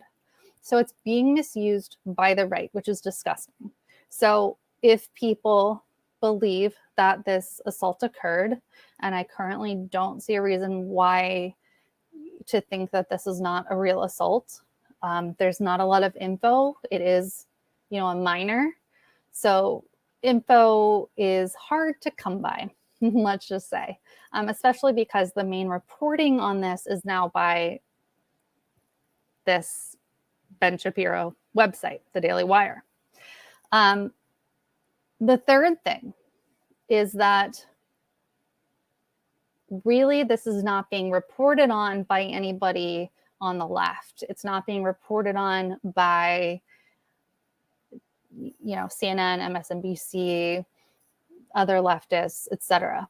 By other leftists, I don't mean that CNN and MSNBC are true leftists. I'm just saying other leftists, other than I haven't seen anyone report on it but us right now, except for those who are on the right. So that is suspicious for a lot of reasons. One reason is because imagine the shoe on the other foot, right? We all believe that sexual assault and rape are wrong and horrible, no matter who commits it, right? So why wouldn't we report on it? And if it is the case that Loudoun County schools are lying and are hiding this, shoving it under the rug, well, that's horrible. I don't care if it's a right-wing father, whoever. That doesn't mean that this should be concealed. I'm not saying that it is, because again, we don't have all the facts. We just can't have all the facts right now. Everything's so obfuscated and lost in this culture war, the left versus the right. But in between, it's possible that this child, this girl, is being further harmed because of it, because of what's happening on the right, because of what's happening on the left, when all that should matter is not that the boy who allegedly assaulted her was wearing a skirt, who cares, but that this girl was allegedly assaulted, and that is what matters. Let's look at a clip of the, I believe it's a school board meeting. Colin, if you can pop that up, where they're discussing whether this happened.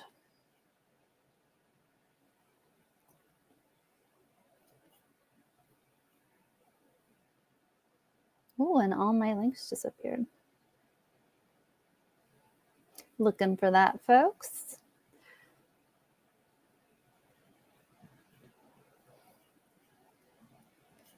One second. I need to send this to Colin. 1 second, my lovely friends. You lovely, lovely people. In the meantime, smash the like button, share this stream. Where did I put you? I think it's this one. Whoops, that's not it. Sorry, guys. While you're waiting, go to Status Coup member.com. What the heck? I can't get this to open. Colin, if you can search for in YouTube LCPS School Board and Superintendent Lie. It's by fightforschools.com. My screen is just frozen. Sorry, my friends. StatusCoupMember.com, and you can get for free through the end of October a shirt or whatever you earn. Shirt, print, or sweatshirt, depending on the level you choose of membership. If you're already a member, we are trying to move everybody over. StatusCoupMember.com. Very fun, very cool. I'm wearing one too. Here we go. I have one more quick question regarding assaults. And I'm not sure who can answer this. Do we have assaults in our bathrooms or our locker rooms regularly? I would hope not, but I would like clarification.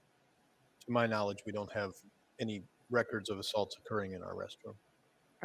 Okay, so Thank you. So my memory, which I think is pretty good on this topic, going back to October of 2016 when 1040 was first brought to the board and did not pass, and then in April of 2019 when it did pass, perhaps it was February, so maybe my memory's not that good, that there was a lot of discussion about that we're having right now about bathroom use and locker room use and privacy. Have we had any issues involving transgender students in our bathrooms or locker rooms since the passage of 1040?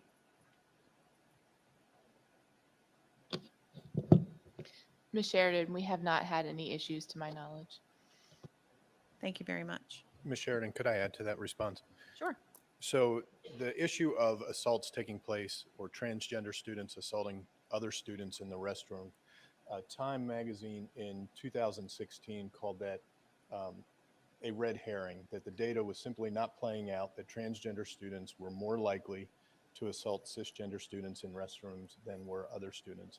In fact, regardless of the gender or gender identity of a student, if a crime or a violation of the rules is committed, that would be investigated and dealt with to the full extent of the rules or the law. So that was Time magazine calling that a red herring, just that it's not happening. In fact, in May 2019, the journal Pediatrics did a study in which transgender students concluded that transgender students who are not in an environment that is inclusive and are forced to use the gender ascribed to their birth certificate were more likely to be assaulted than their cisgender peers. So I think it's important to keep some perspective on this. We've heard it several times tonight from our public speakers, but the predator transgender student is or person simply it does not exist, and I think it's part of maybe a misunderstanding of what it means to be transgender, but the data is just simply not playing that out. Thank you. Ms. Bartz? I appreciate you sharing that. Our students do not need to be protected, and they are not in danger from their transgender peers. And so that rhetoric is hurtful and false. So I appreciate you clarifying that. Thank you. Okay, Colin, you can stop it. Mr. Morse? So that is to show you what the school board members are saying. You saw the assistant superintendent speaking, board members, etc. Now, once again, I want to reiterate, I don't know what happened. I have no idea. It has to be investigated. I, believe the girl, and unless evidence shows otherwise. What I'm railing against today in regards to this is the culture war. It is harmful to point to transgender students as a risk on the right, where they make transgender students and transgender people in general this boogeyman, this scary boogeyman. And also, going back to the other issue with Loudoun County and our culture in general, this critical race theory. It's not reported on correctly on the right at all. That's, what you're seeing here with Tucker Carlson talking about this, with Laura Ingraham talking about this, with Ben Shapiro's site, the Daily Wire, talking about this. If you go on to read, I couldn't stomach it, but if you go on to read that full Daily Wire article, you'll start to think to yourself, this is getting really off topic because it goes on for thousands of words and gets away from the purported point of the piece, which should be, in support of this girl, and gets into all kinds of other stuff. So that's a huge problem. And it's also a problem on the left, on the other side, if indeed, this girl was assaulted, it doesn't, I don't care what the boy was wearing, whatever, if she was assaulted, is this being swept under the rug? Now, you heard them say it is not an issue. We have not had, any cases of transgender students assaulting other students, which, reportedly this assaulter, again, reportedly was wearing a skirt, but there's no evidence that he's transgender. So yeah, the school board can say that and in good faith, but is it really in good faith if they know what the actual question is? So they know that the question is, was there, this assault? Is the question, well, is this an assault by a transgender person? And by no one's account is it an assault by a transgender person. So again, the facts are being lost, and this girl who was allegedly assaulted is getting lost. It seems like if it is the case that this boy assaulted what seems like two different girls, two different students, that kid needs major help. Reportedly, he's 15 and needs to be taken care of, and not in that school. That's not the right environment if that boy is assaulting people. So that needs to be investigated. This shouldn't be swept under the rug because of the culture war or whatever. The facts are all up in the air. This is a really hard story to report, not only because it's triggering, but also because where are the facts? Where are the facts? And that's true for so many news stories these days. We can all agree it's horrible when a child gets assaulted, gets sexually assaulted. Why is she being weaponized for the culture war? That's not okay in any sense of the word. It's not okay.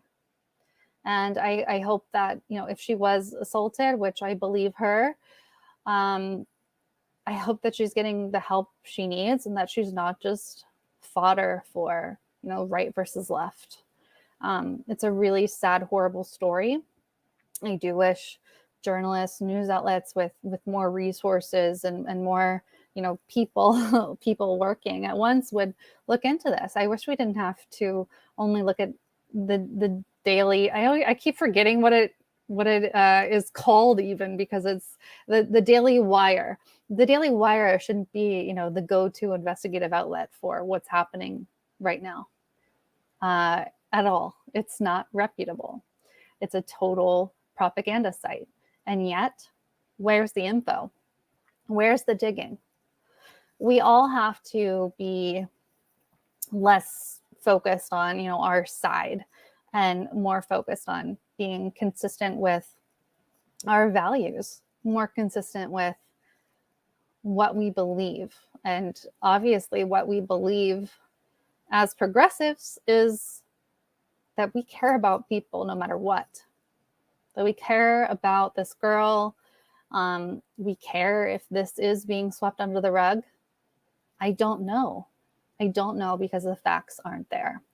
So I really wanted to highlight that, to highlight the culture war, partially because leftists aren't covering it. And it's a crazy, awful story, no matter how you slice it.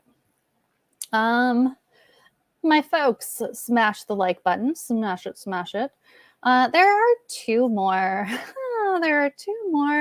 right-wing stories, right-wing obfuscation that I want to cover. Colin, if you can pop up the who wrote it? You'll have to bear with me, friends. Popular Science article about Southwest. Raise your hand out there if you've heard of the Southwest pilot strike due to COVID or vaccine regulations. Maybe you have, maybe you haven't. It turns out there's a lot more going on behind the scenes, and that some right-wing folks, Jack Posobiec's been wild about this story, etc., are potentially hiding the truth, making this into something it's not. All right, let's see what's going on. Let's see what's going on. This is out of Popular Science. The truth behind the recent Southwest flight cancellations.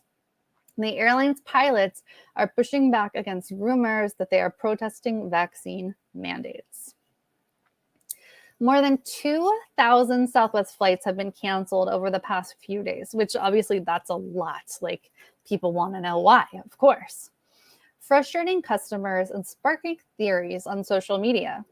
The problems began last Friday, with the airline attributing the mass changes to severe weather and air traffic control issues, which the Federal Aviation Administration later confirmed in part. Further, the FAA tweeted that military training, limited staffing in one area of the Jacksonville en route center may also be factors that are contributing to Friday's delays and cancellations, and some airlines continue to experience scheduling challenges due to aircraft and crews being out of place. But while the FAA insists complications on its end were cleared up before the weekend, Southwest continued to struggle, canceling more than 1,800 flights across Saturday and Sunday. According to the New York Times, that amounted to more than 28% of its planned schedule. The Associated Press reported that hundreds more were canceled Monday, and nearly 40% of those that remained on the schedule were delayed. This is the second time in less than 4 months that Southwest has found itself grounding a significant sect of its planes. In June, the airline experienced 2 system-wide computer outages that disrupted more than 1,700 flights. The Times said Southwest incoming chief executive Robert Jordan also pointed to the loss of thousands of employees throughout the pandemic as another of the contributing factors, which, a lot of workforces are and businesses are reporting a shortage of staff and employees. So the timing of this latest string of cancellations attracted significant attention on social media, as they began after the Southwest Airline Pilots Association asked a federal court to block the airline's COVID-19 vaccine mandate. So you can read there later the statement by SWAPA, the association. But this has led right-wingers on social media to suspect or believe or share that these cancellations from Southwest are in fact a coordinated pilot sick out. This has been amplified by Senator Ted Cruz and Ron Johnson on Twitter. But the FAA, SWAPA, and Southwest have all pushed back on this idea. To be clear, none of the information from Southwest, its pilots union, or the FAA indicates that this weekend's cancellations were related to vaccine mandates. So there are a hell of a lot. And I don't want to, show these accounts. You're definitely search for like Southwest pilots or sick out on Twitter or your preferred social site, but you'll see that,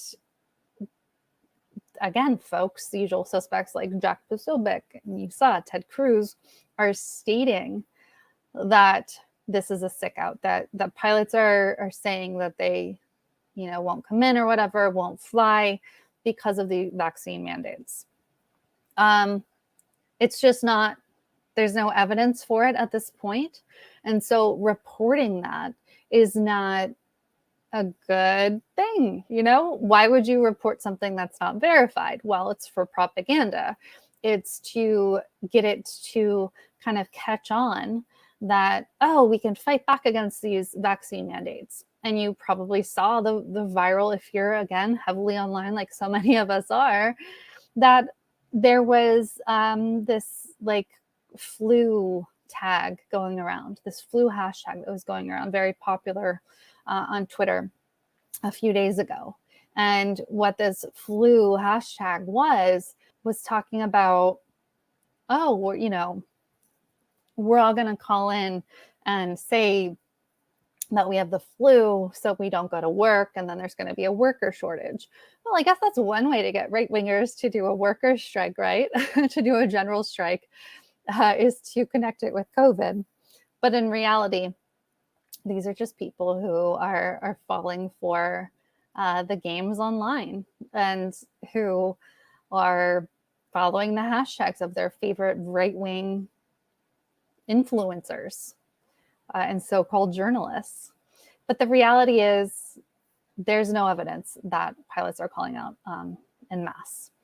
So I just wanted to touch on that as yet another example of right-wing propaganda. And speaking of right-wing propaganda, you guys remember OANN, right? I'm sure you do. Newsmax, OAN, they took off about a year ago during at the height of the election. Who would you think is funding right-wing propaganda, right-wing lies, such as that the election was stolen, such as the things we've talked about today? You know who's funding it?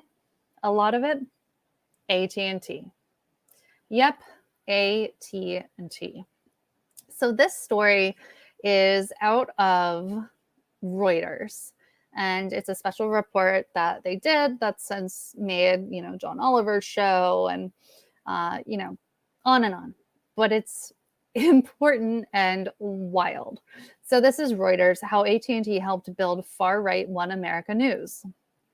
As it lauded former President Donald Trump and spread his unfounded claims of election fraud, One America News saw its viewership jump. Reuters has uncovered how America's telecom giant nurtured the news channel, now at the center of a bitter national divide over politics and truth. One America News, the far-right network whose fortunes and viewership rose amid the triumph and tumult of the Trump administration, has flourished with support from a surprising source, AT&T Inc., the world's largest communications company. A Reuters review of court records shows the role AT&T played in creating and funding OAN, a network that continues to spread conspiracy theories about the 2020 election and the COVID-19 pandemic. OAN founder and chief executive Robert Herring Sr. has testified that the inspiration to launch OAN in 2013 came from AT&T executives. They told us they wanted a conservative network, Herring said during a 2019 deposition seen by Reuters. They only had one, which was Fox News, and they had 7 others on the left-wing side. When they said that, I jumped to it and built one. Since then, AT&T has been a crucial source of funds flowing into OAN, providing tens of millions of dollars in revenue, court records show. 90% of OAN's revenue came from a contract with AT&T-owned television platforms, including satellite broadcaster DirecTV. Herring has testified he was offered $250 million for OAN in 2019. Without the DirecTV deal, the accountant said under oath, the network's value would be zero. Dallas-based AT&T, a mobile phone and internet provider, also owns entertainment giant Warner Media, which includes CNN and HBO. AT&T acquired DirecTV in 2015 and in August spun off the satellite service, retaining a 70% share in the new independently managed company. On and on. AT&T spokesman Jim Greer declined to comment on the testimony about OAN's revenue streams, citing confidentiality agreements. So, yeah. Again, read the whole thing yourself later on. The point here is the hypocrisy. Hypocrisy. If someone has values or purports to have values, then have those values across the board. Whether you're talking about, the daughter of a right-wing person, like in the last story we talked about, potentially getting assaulted in a bathroom. Well, it doesn't matter that she has a right-wing father, like investigate that, of course. Don't hide it under the rug if indeed that's what's happening. So same with AT&T. AT&T is a superpower in this world. We know they have control over DirecTV, HBO, CNN, etc. Well, OANN, we all know how horrible OAN is. One American News Network, responsible for, or one of the parties responsible for spreading insane propaganda that led to things like the January 6th insurrection. They're incredibly dangerous. AT&T, of course, is denying responsibility, but without the AT&T deal, OAN wouldn't be functional. It wouldn't be functional. It would be worth nothing. The AT&T deal makes them. So a lot of people want AT&T to be pressured to no longer carry, to no longer show a OANN. I think I'm tired of the hypocrisy. Like, I'm tired of all of this. Have values. Like, why would AT&T, DirecTV show have on its, schedule OAN? We know it's dangerous. This isn't about like right-wing voices versus left-wing voices. This is like outright lies and insanity. And it's dangerous, really dangerous. So AT&T needs to be called out for this. And it's disgusting. It's disgusting that the elite, the powers that be, these corporations, all they care about is money. They don't care about harm to this country or harm to everyday people. It's awful. The only thing that's going to make changes is people power, is pressure from the people.